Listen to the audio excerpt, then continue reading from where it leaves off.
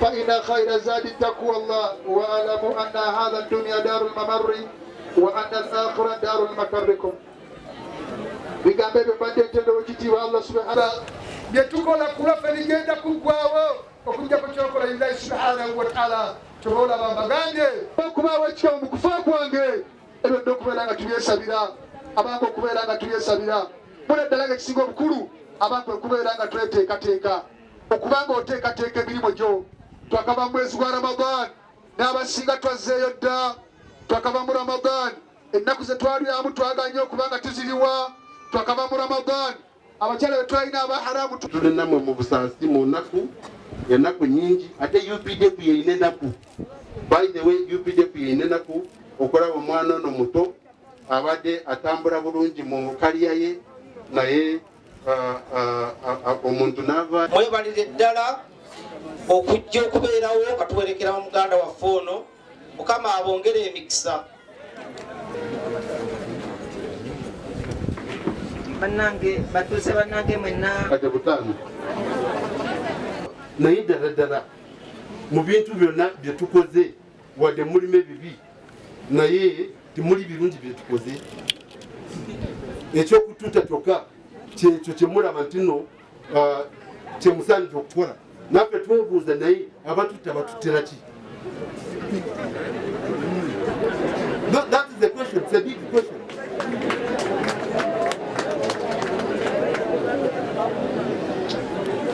Yes, omuntu ayinza kubanga 100% naye ebiseera munaffe twebuuza naye ddala mu bintu bye tukoze famire zaffe tezitulaba. Kayonda abadde aweereza nga driver wa general abadde in fact is a hero because n'obulamu bwa Katumba bwa General Katumba ye yabuwonyeza ndowooza n'okumuto okwo yabadde nga agezako okuleeta kukozesa skills ze yasoma okulaba nga awonya mukama we. That makes him a hero then.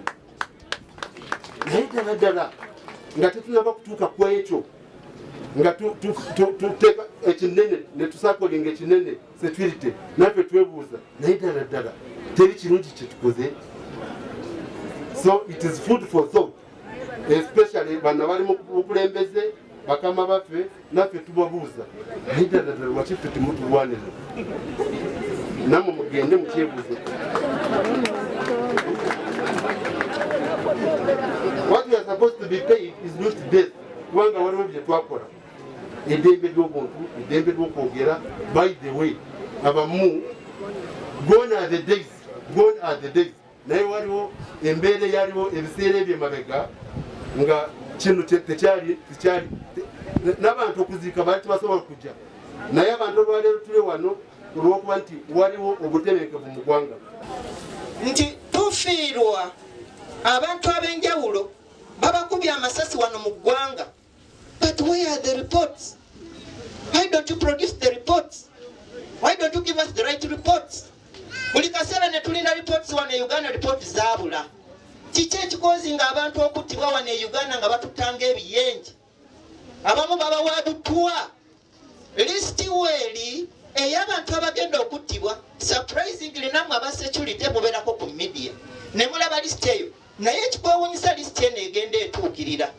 Buli linnya ly'omuntu lye baateekako agenda akola ki? Attibwa. Kitegeeza nti bajja kuggwawo. Kaakati okuva olwaliro nga nyimiridde wano ebukomansimbi nsaba aba security tukome ku ono ku listi gye mukola ki gye mulaba ku social media. Simanya ani yagiteekako naye ng'amazima amatuufu amannya agaliko abantu bagenda babatta omu ku ki bagenda ne basiriikiriza ne mukyerabiramu ne wayitawo emyezi ng'esatu mugenda okulaba nga baseeyo omulala. Abamu babatta na butwa tuli beeraliikirivu bambadde wali amazzi ne ngamba sijja ganywa ate nga wano ndi waka naye mutusaasire kye tuliko kizibu nnyo. Njagala okubabuulira nti waliwo n'okunoonyereza okwakoleddwa nga Meja Katumba Male nnyini yakukola n'alaba nga emmundu y'emu eyakozesebwa okutta Kiggundu nga yakozeseddwa n'okutta muwala we. Naye ne weebuuza Meja Katumba Male olwaleero ali ku peyini ya ngeri ki?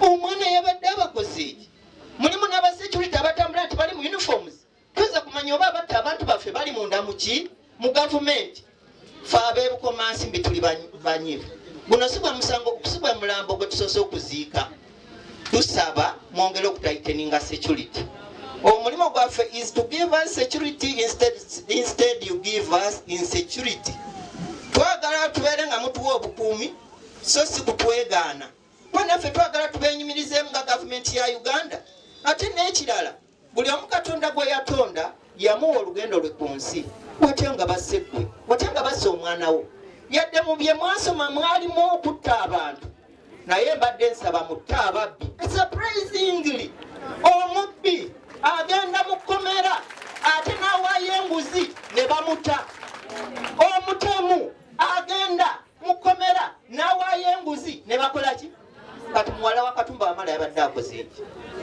njagala okubabuulira timugambe President Museveni tukoyo kaaba amaziga g'abantu baffe n'ag'abaana baffe Wamala omukumi watambula naye mu mmotoka talina naliidiko emukulembera dde muve emabega naye twalina wana omusajja gwe bayitanga ekibyole yalinga omwana omuto ng'alina emmotoka ezimuva emabega ne maaso nga zijjudde abasirikale abo abantu batamanyi mu gavumenti lwaki batwanjulira ne bajja ne bukomansimbi biseba bameja abaliwa ne batukuuma emiggo abantu ne bajjamu ennyumba zaabwe enzigi ne bazikuulamu abantu ne bababuzaawo ekibbi matuvu muteeka okuba mu mmanyi naye temwamutwanjulira mu security naye naffe twavaawo ne tusala amagezi bwe yatukuba naffe ne tumukuba ne tumugoba ne mu kitundu akati noolwa embizi ezo zoba zisipootinge tuzirabe jeno negundi bizi eno negundi bebakoze eki bebatta abantu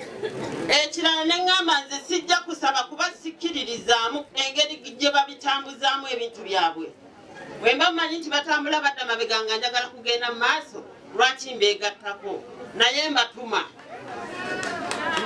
bassebo ne bannyabo abali wano tukaabye amaziga agamala abaana baffe bali mu makomera naye boba tukimanyi nti state yebavunaana bo at least bo tumanyi nti state yekola ki naye buli we babaleeta mu kooti temubasalira musango badda kitalya tubasaba kati mwe mumanyi be muvunaana embizi muzimanyi kuba mubeera nazo zo muzijjeeyo nazo tuzivunaane nga bwe tulina okukola ki okuzivunaana ekisembayo olw'obudde buno obuliwo obutono tubasaba bantu mmwe mwenna abali wano temugamba nti bukomansimbi tuli bubi gavumenti tuyambe tetukyalina kyetusaba gavumenti eriwo kuba nammwe mwenna mulaba ebigenda mu maaso tulina kwebeereramu tukole ebitutwala mu maaso tulabe nga tugikyusa mu mirembe tufune obukulembeze bwe twagala. Kayondo worked for me close to 5 years. I thank him for the years of his life he gave me. My daughter and the young man Kayondo lost their lives in a gruesome way, and I pray to God that whoever is behind it is brought to book.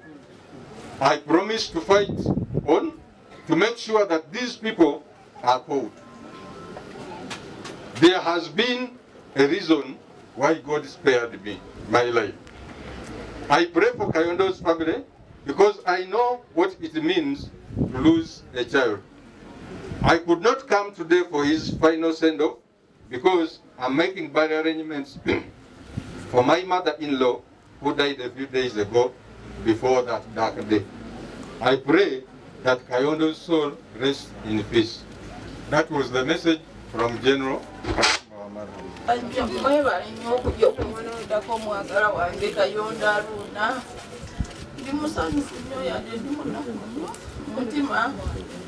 Nene yanziza nnyo mwebale nnyo mwebalire ddala mukama abadizewo mukama abagumye nga nange wangumya yanziza nnyo neyanzike abadde alina abaana ab'enjawulo mu bamaama ab'enjawulo nsaba bakama be bambi mutukwatireko sikutuyitanga ne mutubavuite amukwate sene mugende mubawerere oba mukole kino sibalagira babula mpabulamu naye omulimu ogwo mugutukolemu nga mugusupervisinga kijja tukola bulungi kasita mulabidde ddala ne gye yava nga mujja ne mutulambulako ne mubabazadde be abaana balese abato ddala ne tula nti tukyusa obulamu bwabwe omulimu gwa Kayondo ne gugenda mu maaso. Tetusobola kwerabira oba okufembyayo akatalekeka kano nkabuulira abafande mwena abali wano mu bitiibwa byammwe mwe mutera okulaba omukulu mutugambire muzeeyi mwe abamutuukako kyamazima ddala abantu abakola omulimu guno bamalirivu era bagukozesa maanyi naye nga bwali muntu wa bukodyo era abutera okuboogerako nti muzibu nnyo mu security mumugamba afungize n'ogwengulu bwe kitaabe bwe kityo tukyalaba ebintu nga bino bato baffe nga batufaako bakulu baffe nga batufaako tulina okweberera mu mberi yonna neyanze nnyo okumpa akakisa kano. Mpitibwa Nakibule Madiina nze mbadde omukulu w'omugenzi yabadde anzirako nekansa okubalamusaako basebo ne banyabo mbalamusizaako mu linnya erisinga ery'amaanyi erya Mukama waffe Yesu. Nyimiridde wano ng'omuntu asigadde mu famire omu bazaalibwa abaana bana kati wenjogerera nze nsigaddewo bakulu bange be basooka ne bafa ne tusigala ne muganda wange abadde mmaji naye nga mwenyumirizaamu ekyamazima nga tukwatagana okubira kasimu ne twogera tubeera mu mbeera nga nnungi wagide nange nempera nga neeyagala naye ekyamazima olwaliro ngenda mmoteeka gye tusiridamu omulaba nyina ennaku nnyingi nnyo ku mutima kubanga nsigadde obwomu mu nsi. Mukulu waffe yatukuza yaleka abaana 12 omwana yali asingamu obukulu y'ono yali asoma kibiina kya 5. Mukulu wange omulala Sauda naye n'aleka abaana naye era naye yaleka bato naye ne tuyimirira nengamba katukuza abaana nga ndi ne mwannyinaze naye kyannaku nnyingi nnyo okubanga mwannyinaze atandeseewo. Ekyamazima tulina bamuleko abawera 20 naye nga nze nsigaddewo nga nze taata nze ssenga nze jjajja buli kimu kyonna kyetololerako nze. Bannange ndi mu nnaku ey'amaanyi ndi mu kunyola okw'amaanyi sinze nange neewunya bwewunya lwaki kino kintuuseeko kubanga male nyina essuuya eddamu nze natuuka n'ogamba ku mwannyinaze ti nfa majje nga bala bamaze okufa naŋŋamba abafudde tebafudde majje nange sobola gavaamu kubanga gwe mulimo gwange gwe nayagala neŋŋuma neŋŋamba kasita gyali nange kambeera eno naye kyannaku nnyingi okubanga ndeseewo nandekera bamulekwa abataliiko agamba nti ono mu butonde ebadde mpagi luwaga gyendi ne famire yonna nga buli ekigwawo tukikwasaganya kati nsigadde kikwasaganya n'abaana bano era be baganda bange bensigazizza basi ate ku lw'abanene ndowooza